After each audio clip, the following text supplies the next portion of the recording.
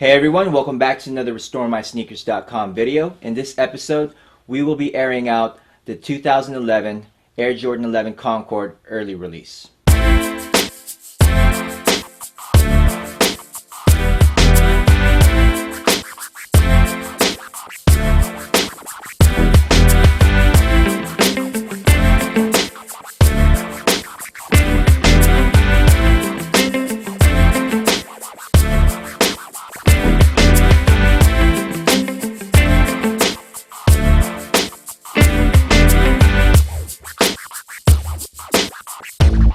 We got the Concords from Air Randy's website the night of release. They were supposed to be shipped out within 72 hours via EMS, which is Express International. Fortunately, that didn't happen. A lot of people were concerned, a lot of people were frustrated, and they voiced their opinions on Air Randy's Facebook page. Now, the thing that happened was comments started getting deleted, and that just made more people worried and frustrated. Since the shoes were being delayed, he finally mentioned that the shoe trees were the reason for the delay.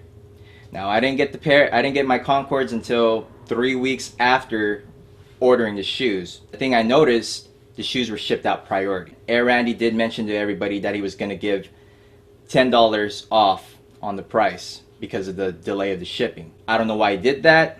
You know, he should have at least kept it as express and not downgraded to priority because he's giving $10 back. Now, when I finally opened up the box and pulled out the Concord 11 box, thing I noticed was that the print, the 2-3 print, the Jumpman Jordan, and even the Jumpman are not aligned with the emboss mark that's on the box. It's totally off. Next thing is the tag right here. There's usually a perforation with the price tag onto the right side. However, there is no marking of any price tag being torn off, so it was printed out as is, like you see it right now. Box insert seems fine to me. Concord purple. And the carbon fiber print paper has those silver accents. The first thing I noticed on the shoes was the excess glue on the toe cap. The laces and the mesh had dirt spots and glue stains all over. And even the patent leather had excess glue stains. On the right shoe, there's this melted portion on the Phylon midsole and excess glue stains as well. Next things I've noticed are the insoles. The insoles were not glued down. There's no signs of any adhesive or any glue on the insoles itself. This ankle lining fabric is actually it overlaps when it was stitched inside the shoe into the base portion. Also, there is no stamp on the gray part inside the shoe on either shoe, left or right. The next thing, on the size tag of the left and right shoe, on my left shoe, underneath the UPC barcode, it has that infamous 999 digit, and on my right shoe, the tag does not. And the last few things, there is an R, so it does say Jumpman Jordan, doesn't have that Q, and the noticeable clear toe cap. Now with my brother's pair, the lace strap is stitched on incorrectly, so it doesn't line up. The lace does not line up straight. The midsole has those pimples just like the 2009 retro of the Space Jams. The insoles do have adhesive underneath on the gray part. Part of the Jumpman was missing on the right shoe. On the inside, it does have a blue stamp printed on the gray portion, and both size tags match.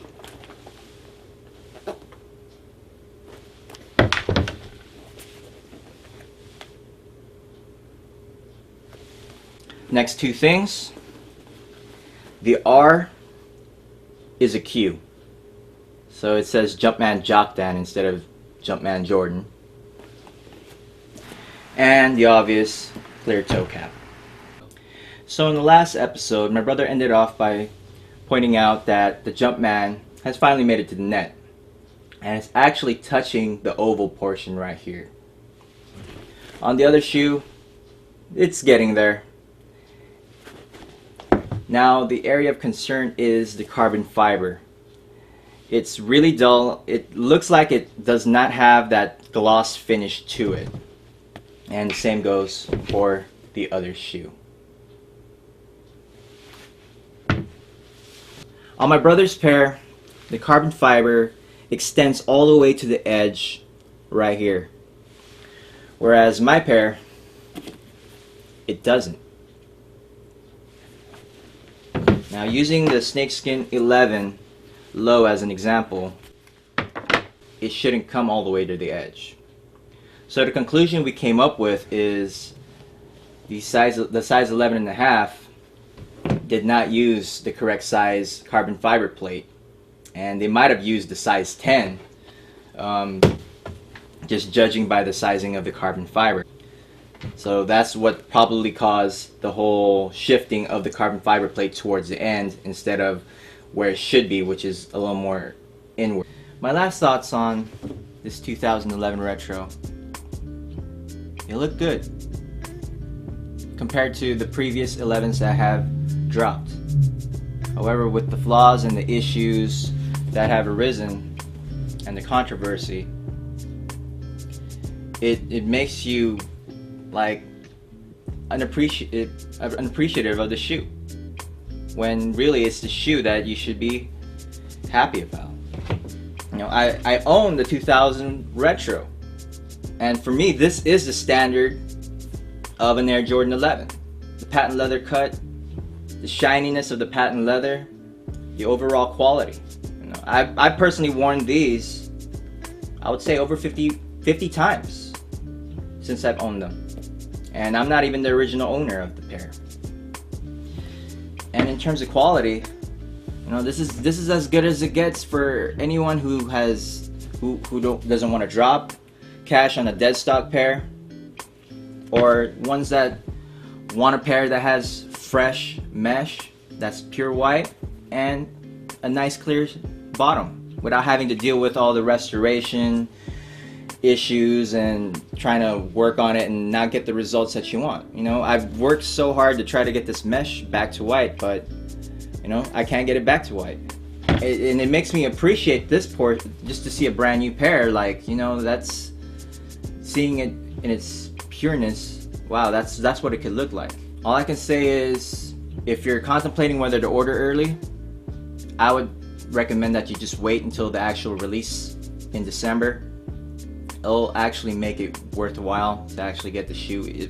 If you have to camp and you actually get your pair, you'll actually have more connection to that sneaker. You can actually say, I camped out for this pair for how many hours and I got a pair.